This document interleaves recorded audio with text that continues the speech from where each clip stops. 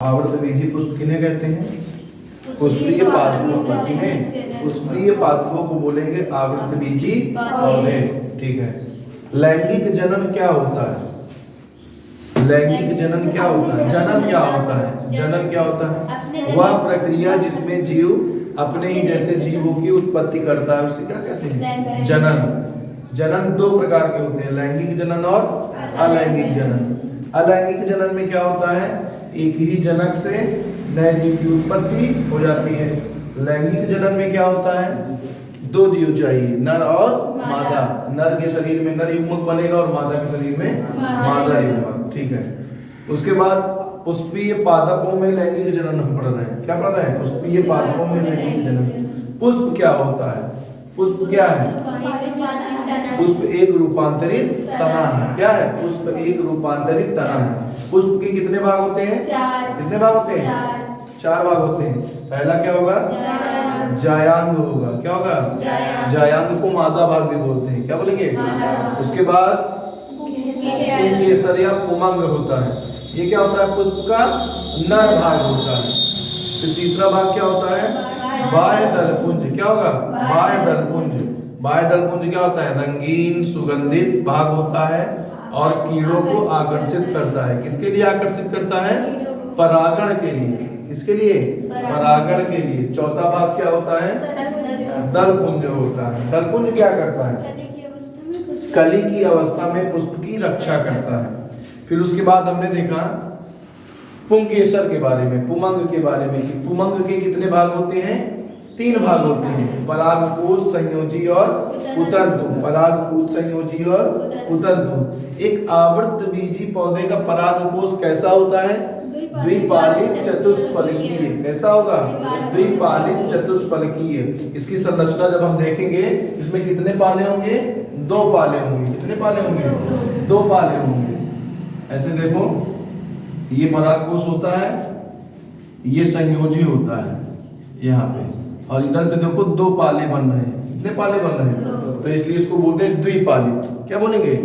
और यहाँ पर चार लघु बीजाणु धानियां पाई जाती हैं। क्या पाई जाएंगी? चार लघु बीजाणु धानियां, इसलिए इसको बोलते हैं चतुष्फलकीय। क्या बोलेंगे? तो कैसा होता है आवृतबीजी पौधे का परागकोश? द्विपालित और चतुष्फलकीय। ठीक है ना। अब उसके बाद बताइए, जो लघु बीजाणु धानी होती है, लघु बीजाणु धानी के अंदर क्या पाए जाते हैं? लघु बीजाणु जन ऊतक। क्या पाए जाएंगे? हाँ। और इसके चारों तरफ कितनी परतें होती हैं? कितनी परतें? कितनी परतें? सबसे बाहर वाली एपिडर्मिस। फिर उसके बाद एंडोथीशियम। क्या होगी? एंडोथीशियम। फिर उसके बाद मध्य परत। क्या होगी? फिर उसके बाद टेपिटम। ये चार परतें होती हैं जो लघु बीजाणु धानी की चारों ओर पाई जाती हैं। जो बाहर की तीन परतें होती हैं, एपिडर्मिस, एंडोथीशियम और मध्य परत, इनका कार्य क्या होता है? इनका कार्य होता है क्या? सुरक्षा प्रदान करना लघु बीजाणु धानी को, और जब परागकोश फटता है तो पराग कणों के फैलाव में छिड़काव में मदद करते हैं। कौन? बाहर की तीन परतें। जो अंदर की, सबसे अंदर की परत होती है टेपिटम। टेपिटम कैसी कोशिका है? बहुकेंद्रीय कोशिका है। नॉर्मली कोशिका में एक केंद्रक होता है, लेकिन टेपिटम की कोशिकाओं में एक से अधिक केंद्रक हो सकता है। ठीक है ना। और इसका कार्य क्या होता है? पोषण प्रदान करना। किसको? लघु बीजाणु जन ऊतकों को। किसको? लघु बीजाणु जन ऊतकों को, या फिर कहें लघु बीजाणु धानी को। ठीक। तो बताओ, एक आवृतबीजी पौधे का परागकोश कैसा होता है? द्विपालित चतुष्फलकीय। कैसा होगा?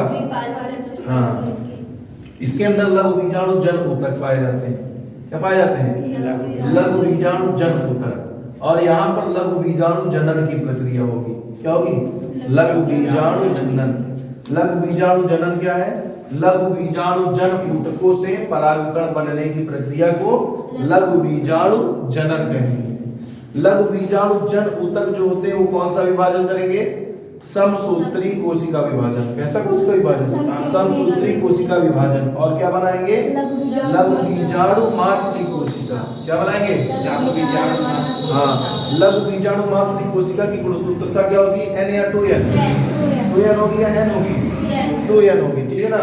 उसके बाद लघु बीजाणु मातृ कोशिका करेगी अर्धसूत्री कोशिका विभाजन। कैसा कोशिका विभाजन? अर्धसूत्री कोशिका विभाजन। और क्या बनाएगी?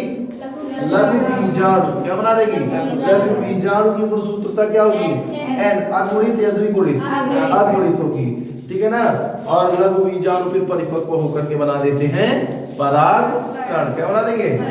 बताओ, परागकण के चारों तरफ कितनी परतें पाई जाती हैं? 4 परतें पाई जाती हैं। परागकण के चारों तरफ 2 परतें पाई जाती हैं। कितनी पाई जाती हैं? 2 परतें पाई जाती हैं। दोनों परतों का नाम क्या होगा? बाह्य चूल और अंतःचूल। बाह्य चूल और अंतःचूल ये परागकण है, इसके बाहर की ये परत है, ठीक है ना। बाह्य चूल किसकी बनी होती है? स्पोरोपोलिनिन की। किसकी बनी होती है? स्पोरोपोलिनिन की। स्पोरोपोलिनिन क्या है? एक कठोर कार्बनिक पदार्थ। क्या है? कठोर कार्बनिक पदार्थ। जो स्पोरोपोलिनिन होता है, इसको क्या कोई एंजाइम तोड़ सकता है?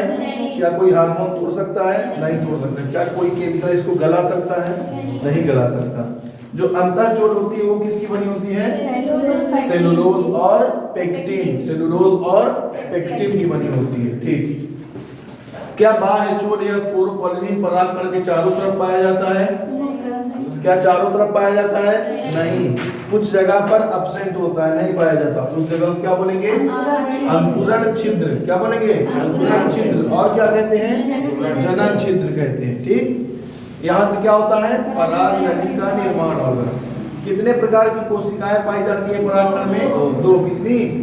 आवाज नहीं आ रही। कितनी? हाँ, पहली क्या होगी? कायिक कोशिका। क्या होगी? कायिक कोशिका। दूसरी क्या होगी? जनन कोशिका। कहाँ पाई जाती है? कायिक कोशिका के कोशिका द्रव्य में। कौन सी कोशिका का केंद्रक का आकार निश्चित नहीं होता है? कायिक कोशिका। इसका कायिक कोशिका करती क्या है? पोषण प्रदान करती है जनन कोशिका को। तो ये हो गया पूरा किसके बारे में? पुंकेसर के बारे में या उमंग के बारे में। फिर जायांग के बारे में पढ़ते हैं। बताओ, स्त्री केसर बोलते हैं जायांग को। क्या बोलेंगे? कितने भाग होते हैं इसके? कितने? 3। सबसे पहला वर्तिकाग्र, फिर और फिर वर्तिकाग्र, वर्तिका और अंडाशय। वर्तिकाग्र, वर्तिका और जब परागण होता है, क्या होगा? परागण। तो परागकण कहाँ पर आकर के बैठते हैं? कहाँ पर? वर्तिकाग्र में। कहाँ पर? वर्तिकाग्र में। ऐसा होता है, देखो ये होता है। ये ऊपर वाला भाग क्या है? वर्तिकाग्र होगा। क्या होगा? वर्तिकाग्र इसको बोलते हैं, वर्तिकाग्र। ये क्या होगा? वर्तिका। वर्तिका। और ये क्या होगा? अंडाशय होगा, ओवरी बोलते हैं। स्टिग्मा, स्टाइल और ओवरी, ये 3 भाग होते हैं स्त्री केसर के। किसके? स्त्री केसर के। अंडाशय के अंदर क्या पाया जाता है? अंडाशयी गुहा। क्या पाया जाता है? अंडाशयी गुहा में क्या होता है? भ्रूण कोश। क्या होता है? भ्रूण कोश। ये बताओ, भ्रूण कोश की कोशिकाओं को पोषण कौन प्रदान करता है? भ्रूण कोश। फिर न्यूसेलस की कोशिकाएं। कौन? न्यूसेलस की कोशिकाएं भ्रूण कोश को पोषण प्रदान करती हैं। और इसकी सुरक्षा कौन करता है? इंटेगुमेंट। कौन सुरक्षा करता है? इंटेगुमेंट। बाय इंटेगुमेंट और अंतर integument, outer and inner integuments, ठीक है ना। जो भ्रूण कोश होता है, भ्रूण कोश के अंदर कौन सी प्रक्रिया होगी? गुरु बीजाणु जनन। क्या होगा? गुरु बीजाणु जनन। इधर देखो, देख के बोल दो आपको। गुरु बीजाणु जनन। गुरु बीजाणु जनन में क्या होता है? गुरु बीजाणु जन कोशिकाओं से, गुरु बीजाणु जन ऊतकों से इसका निर्माण होता है? अंडाणु का, मादा युग्मक का, ठीक है ना। गुरु बीजाणु कोशिकाएं क्या करेंगी? समसूत्री कोशिका विभाजन। और क्या बनाएंगी? आवाज नहीं आ रही। गुरु बीजाणु मातृ कोशिका। मातृ कोशिका की गुणसूत्रता क्या होगी? 2n होगी। क्या होगी? 2n। उसके बाद गुरु बीजाणु मातृ कोशिका क्या करेगी? अर्धसूत्री कोशिका विभाजन। और कितनी कोशिकाएं बनाएंगी? कितनी? 4 की 3? 4। जिसमें से कितनी नष्ट हो जाती हैं? 3 नष्ट हो जाती हैं। और एक क्या होती है? कार्यात्मक होती है। जिसको कार्यात्मक कोशिका कहेंगे, ठीक है ना।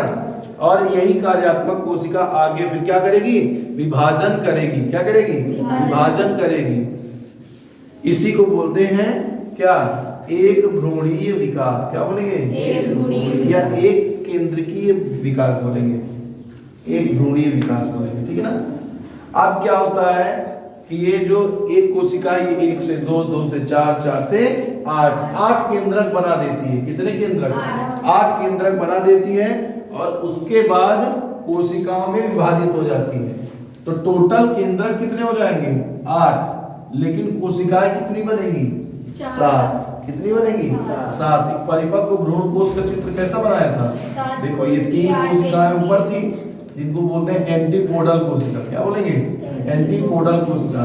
2 कोशिकाएं यहाँ पर है जिनको बोलेंगे सहायक कोशिका, और इसके ऊपर एक कोशिका होती है जिसको अंड कोशिका बोलते हैं। यहाँ पर तंतु रूप समुच्चय होता है और बीच में ध्रुवीय केंद्रक होते हैं। क्या होते हैं, इनको केंद्रीय कोशिका भी कहते हैं या ध्रुवीय केंद्रक भी कहेंगे। तो आपसे क्वेश्चन पूछेगा कि आवृतबीजी पौधे का परिपक्व भ्रूण कोश कैसा होता है, 7 कोशिकीय 8 केंद्रीय। हाँ कैसा होगा, 7 कोशिकीय और 8 केंद्रीय। कोशिकाएं कितनी दिख रही हैं, 1 2 3 4 5 6, और ये पूरी एक कोशिका है। कितनी कोशिकाएं हैं, 7, लेकिन केंद्रक कितने दिख रहे हैं, 8। 1 2 3 केंद्रक, 4 5 6 केंद्रक, और 6 और 2 8 केंद्रक। तो 7 कोशिकीय और 8 केंद्रीय कौन सी कोशिका होती है, एक परिपक्व भ्रूण कोश। क्या होगा, एक परिपक्व भ्रूण कोश। और जब उसके बाद परागण हो जाता है तो यहाँ पराग नली आती है। पराग नली से एक नर युग्मक इसके पास जाता है, एक नर युग्मक इसके पास। 2 नर युग्मक कैसे बनते हैं, जनन कोशिका से। कैसे बनेंगे, जनन कोशिका विभाजित होकर के 2 नर युग्मक बनाती है। एक नर युग्मक केंद्रीय कोशिका के पास जाता है और एक नर युग्मक अंडाणु के पास। तो यहाँ अंडाणु से जब एक नर युग्मक संलयित होता है जिसको बोलते हैं युग्मक संलयन। क्या बोलेंगे, युग्मक संलयन। और जब यहाँ पर केंद्रीय कोशिका से एक नर युग्मक संलयित होता है जिसको क्या बोलते हैं, त्रिसंलयन बोलते हैं। क्या बोलते हैं, युग्मक संलयन और त्रिसंलयन दोनों को मिला करके क्या बोलते हैं, दोहरा निषेचन। क्या बोलेंगे, दोहरा निषेचन। तुम लोग डिवीजन नहीं कर रहे हो घर में, दोहरा निषेचन बोलेंगे। क्या बोलेंगे, दोहरा निषेचन। युग्मक संलयन और त्रिसंलयन मिलकर के क्या बनाते हैं, दोहरा निषेचन। युग्मक संलयन से बनता क्या है, युग्मनज। क्या बनेगा, और युग्मनज फिर बाद में किसमें विकसित हो जाता है, भ्रूण में। किसमें, भ्रूण में। और ये जो केंद्रीय कोशिका नर युग्मक हैं ये जब संलयित होते हैं, त्रिसंलयन होता है तो क्या बनता है, प्राथमिक भ्रूण पोष केंद्र। भ्रूण कोश नहीं, प्राथमिक भ्रूण पोष केंद्रक। और फिर प्राथमिक भ्रूण पोष केंद्रक से क्या बन जाएगा, भ्रूण पोष। क्या बन जाएगा, भ्रूण पोष, जिसको एंडोस्पर्म बोलते हैं। क्या बोलते हैं, एंडोस्पर्म। इसकी गुणसूत्रता क्या होगी, 3n होगी। क्या होगी, अभी तक जितनी भी कोशिकाएं मिली या तो मिली 2n या तो मिली n, इसकी क्या होगी 3n। 3n को क्या बोलते हैं, त्रिगुणित। क्या बोलेंगे, त्रिगुणित। ठीक है ना। हाँ तो ये चैप्टर का रिवीजन आज यहीं तक रहेगा, बाकी नेक्स्ट टर्म में इसके आगे रिवीजन करेंगे। ठीक है ना। हाँ चलो, शुक्राणु का चित्र बनवा दिया गया था।